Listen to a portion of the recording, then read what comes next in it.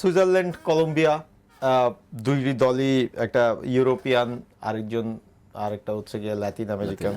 Round of 32-তে Switzerland আর্জেন্টিনার বিপক্ষে 2-0 গোলে জয় নিয়ে এসছে এবং কলম্বিয়া ঘানার বিপক্ষে একটা মাত্র গোলে জয় নিয়ে এসছে। এবং খুব যে কঠিন ম্যাচ হয়েছে ব্যাপারটা এমনও বলা যাবে না।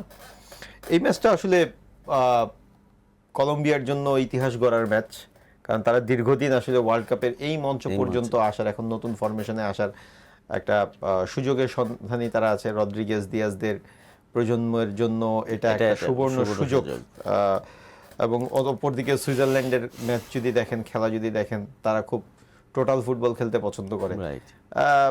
ফিজিক্যাল অ্যাডভান্টেজের জায়গায় তো সুইজারল্যান্ড কিছুটা এগিয়ে থাকবে, গতির জায়গায় কিছুটা এগিয়ে থাকবে, কিন্তু ট্যাকটিক্যালি আমার মনে হয় কলম্বিয়াকে আপনি আসলে ল্যাটিন ফুটবলটা মানে ওরা অ্যাকচুয়ালি পাওয়ার ফুটবলের চেয়ে বেশি ব্রেনে খেলার চেষ্টা করে এবং ওদের স্কিল এই জায়গাগুলোতে ওরা বেশি। যেমন আপনি দেখেন লাস্ট প্যারাগুয়ে ফ্রান্সের ম্যাচটা, আপনি দেখেন এখানে একটা বুদ্ধিদীপ্ত পরিকল্পনা নিয়ে কিন্তু ওরা মাঠে নামিয়েছে। ফ্রান্সকে টোটালি দুই সাইড থেকে ওরা অফ করে দিয়েছে। ওরা কিন্তু অপোনেন্টকে ব্রিড করে এবং সেইভাবেই তাদের ফরমেশনগুলো সাজায় এবং প্লেয়ারদেরকে সেই মেন্টালিটিতে তাদেরকে মাঠে নামায়। এবং এই জায়গাটা আমি মনে করি যে একটা টিমের জন্য খুবই একটা ইম্পর্টেন্ট একটা বিষয়। এবং ইন্ডিভিজুয়াল প্লেয়ারের যে মানে সেন্সটা, এটাও কিন্তু কাজে লাগাতে হয়। যেমন একটা প্লেয়ারের উচিত কি মাঠে নামার সাথে সাথেই তার অপোনেন্টকে রিড করা। ম্যাচের আগে তো আছেই, ম্যাচের যে নামার পরে একটা ভিন্নতা আসবে না, সেটা প্রত্যেকটা প্লেয়ারই কিন্তু চায় নতুন কিছু করি।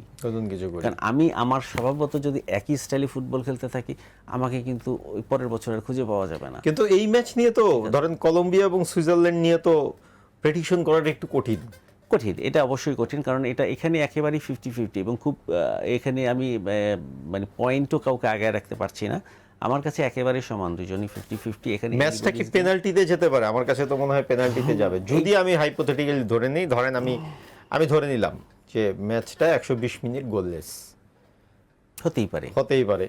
120 মিনিট গোললেস একটা ম্যাচ পেনাল্টিতে গেল। সেই জায়গায় ওই স্নায়ু চাপটা কোন দল নিতে পারবে? আমি যদি এখন দুই দলকে পাশাপাশি দাঁড় করাই, আমি তো দেখি এই জায়গায় সুইজারল্যান্ডকে এগিয়ে রাখাটা আমার কাছে মনে হয় সমীচীন। কারণ কলম্বিয়ার ফুটবলারদের স্কিল যেমন ভালো, তাদের যে কোনো পরিস্থিতি অনফিল্ডে নেওয়ার যেই ক্যাপাবিলিটি, সেটা অনেক বেশি ভালো। বাট বাছাই পর্বের ম্যাচগুলোতে আপনি যদি দেখেন, সেখানে কলম্বিয়া খুব ভালো করেছে, কিন্তু তাদের ম্যাচগুলো আসলে ওই অনেক বেশি যে ইয়েতে যাওয়ার সুযোগ আছে, কিংবা ওই মানে তারা যে কনমেবল অঞ্চলে যে লিগ খেলে, তাদের প্লেয়াররা তো অনেকে কনমেবল অঞ্চলে লিগ খেলে, সবাই তো আর ইউরোপে খেলে না, কিংবা চ্যাম্পিয়ন্স লিগ খেলে না, যে জায়গায় হচ্ছে কি হয়তো বা কিছু একটা সুযোগ থাকে পেনাল্টি, শুট আউট কিংবা ট্রাইব্রেকারের মুডগুলো এক্সপেরিয়েন্স করার। সে জায়গায় হয়তো বা কনমেবল অঞ্চলের এই টোনটা একটুখানি কম। সেই জায়গায় আপনি সুইজারল্যান্ডের প্লেয়ারদের একটু এগিয়ে রাখতেই হয়, যেহেতু যদিও এটা খুব হাইপোথেটিক্যাল কথা হয়ে যাবে, তারপরেও আমার কাছে মনে হয় পেনাল্টিতে যাবে এই ম্যাচ এবং সেখানে সুইজারল্যান্ড বের হবে। পেনাল্টিতে যদি যায়, আমি এখানে দ্বিমত পোষণ করছি। পেনাল্টিতে যদি যায়, আমি ল্যাটিন টিমটাকে এগিয়ে রাখবো। রিজন? কারণ এটা রিজন ওরা কিছুটা মানে টেকনিক্যাল জায়গা থেকে আমি বলছি যে টেকনিক্যাল জায়গা থেকে মাইন্ড গেম খেলতে ভালো। এবং এই জায়গাটা থেকে আমার কাছে মনে হয় যে ওদের মেন্টাল স্ট্রেংথটা আমার কাছে মনে হয় ওদের চাইতে ভালো অবস্থায় আছে। তাহলে পেনাল্টি তো হচ্ছে গিয়ে একটা মিসের এবং একটা গোলের। যাই হোক, আমরা ফুটবলের উন্মাদনাটা ভালোভাবে উপভোগ করছি, কিন্তু টিটু ভাই সত্যি মনটা আসলে খুব একটা ভালো নাই এই ব্রাজিলের বাদ পড়ার ফলে। না, এটা আসলে ফুটবল চেঞ্জ হচ্ছে,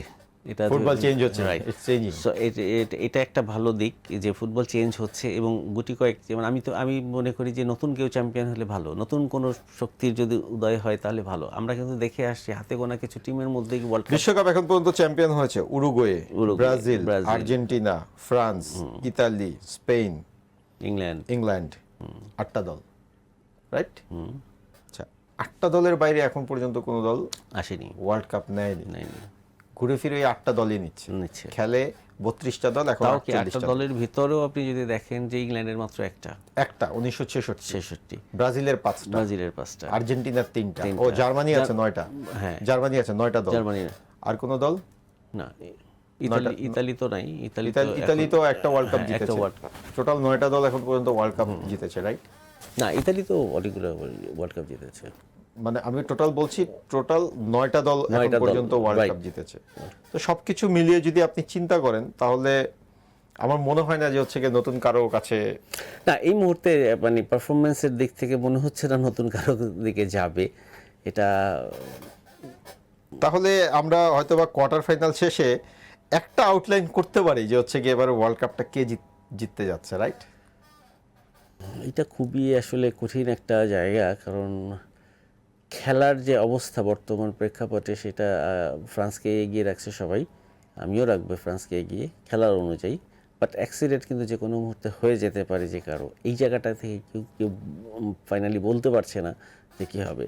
তবে আমার কাছে এখন যেটা মনে হচ্ছে যে ফাইনালটা সম্ভবত ফ্রান্স এবং আর্জেন্টিনার মধ্যেই হবে গতবারের মতন।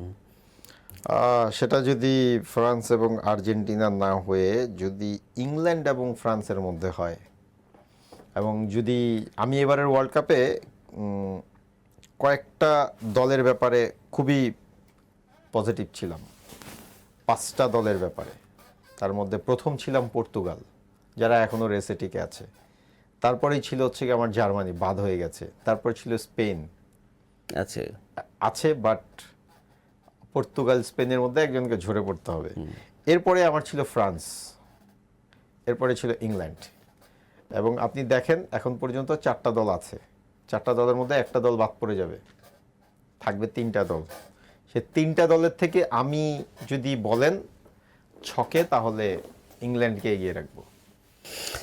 আমি এখানে যেটা দেখছি, আমারও ছিল কীরকম, আমার ফার্স্ট ছিল ফ্রান্স, সেকেন্ড ছিল আর্জেন্টিনা, থার্ড ছিল ইংল্যান্ড, ফোর্থ ছিল ব্রাজিল, ফিফথ ছিল স্পেন। মানে মোটামুটি এই 5টা টিমের মধ্যেই হয়তো ওয়ার্ল্ড কাপটা যাবে, এরকম একটা প্রেডিকশন ছিল আমার প্রথমে। তো তখন তো আসলে গ্রুপিংটা কীভাবে কার সাথে সেকেন্ড রাউন্ডে খেলাগুলো পড়বে এই যে এটা নিয়ে একটা নিয়ে ছিল। এখনও আপনার সেমিফাইনালে কি ফ্রান্সের সাথে কার পড়া? ফ্রান্সের সাথে মরক্কো, মরক্কোর পড়বে এদিকে। না, এটা তো কোয়ার্টার ফাইনালে। হ্যাঁ, কোয়ার্টার ফাইনাল। সেমিফাইনালে পড়বে হচ্ছে কি আপনার এপাশে পর্তুগাল, স্পেন অথবা ইউনাইটেড স্টেটস, বেলজিয়াম, যে জিতবে সেই জায়গাটা থেকে। সেই ক্ষেত্রে মনে করেন মানে যে জিতবে তাদের সাথে খেলা হবে, খেলা হওয়ার পরে হচ্ছে কি তারা, সেক্ষেত্রে মনে করেন এই সেট থেকে আমি বলবো যে ফ্রান্সকে এগিয়ে রাখবো আমি ফাইনালে যাওয়ার মানে খুব বেশি সম্ভাবনা। যদি ফ্রান্স পর্তুগাল ম্যাচ হয় এবং পর্তুগাল যদি স্পেনকে হারায় এবং সেখানে ইউনাইটেড স্টেটস বেলজিয়ামের মধ্যে যদি দেখা গেল যে বেলজিয়াম আসে, সেখানে পর্তুগাল জিতে যদি ফ্রান্সের মুখোমুখি হয়, ভেরি ডিফিকাল্ট বলা।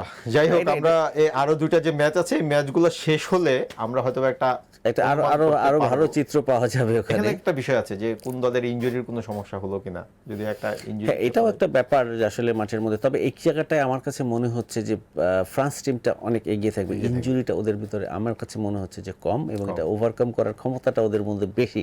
ওদের প্লেয়ারদের ফিটনেসের লেভেলটা আমার কাছে মনে হয় অন্য যে কোনো টিমের চাইতে একটা ভালো জায়গায় আছে, যে কারণে আমার কাছে ওদের টিমের মানে ইনজুরিটা আমার কাছে খুব কম মনে হয়েছে আর কি, এবং কম হওয়ার সম্ভাবনাই বেশি। রাইট, আমরা অনেক প্রেডিকশন করলাম, অনেক আমাদের যদিও মন খারাপের একটা সকাল, দুজন ব্রাজিল সমর্থক বসলাম। জিডি স্পোর্টসের যারা দর্শক আছে তারা আমাদের এই প্রোগ্রামটা দেখে। আমরাও আসলে এটা কোনো ছকে বাঁধা প্রোগ্রাম না, এটা একটা আড্ডাই হয়, সেই আড্ডা আমরা দেই। যদি দর্শকদের উদ্দেশ্যে বলেন যদি কিছু। জিডি স্পোর্টসের দর্শকদের আসলে শুভকামনা, সবার ওয়ার্ল্ড কাপ উপভোগ করেন আপনারা ভালোই ফুটবল জানেন। আমরা যারা খেলেছি আমি মনে করি যে আপনারা আরও বেশি ভালো জানেন, কারণ আমাদের খেলার চাইতেও আপনারা দর্শক হিসেবে আমি মনে করি যে ফুটবলকে নিয়ে আরও বেশি আপনাদের উন্মাদনা এবং আপনাদেরই থাকে। সো আপনাদের সবার জন্য শুভকামনা, সবাই ভালো থাকবেন। জিডি স্পোর্টসের দর্শকদের এতটুকুই বলা যে হচ্ছে কি আমরা হয়তো অনেক প্রেডিকশন করি, অনেক ধরনের আলোচনা করি, অনেক ধরনের চিন্তা ভাবনা করি। সেই চিন্তা ভাবনা মাঠে হয়তো বা কখনো ফলে, কখনো ফলে না। বাট দিন শেষে ফুটবল একটা সুন্দর এবং অনিন্দ্য সুন্দর খেলা, অসাধারণ সুন্দর এক মুহূর্ত উপহার দেয়, কাউকে কাঁদায়, কাউকে হাসায়। তো সেসব নিয়েই হচ্ছে কি আমাদের জীবন। তো আপনারা নিশ্চয়ই জিডি স্পোর্টস উপভোগ করেন আমাদের এই আড্ডা। তো আমরা পরবর্তীতে আরও হয়তো বা আড্ডা দিব, তাই না? ইনশাআল্লাহ। ধন্যবাদ সকলকে, দর্শকদেরও ধন্যবাদ দর্শকদের সবাইকে এবং জিডি স্পোর্টসকে।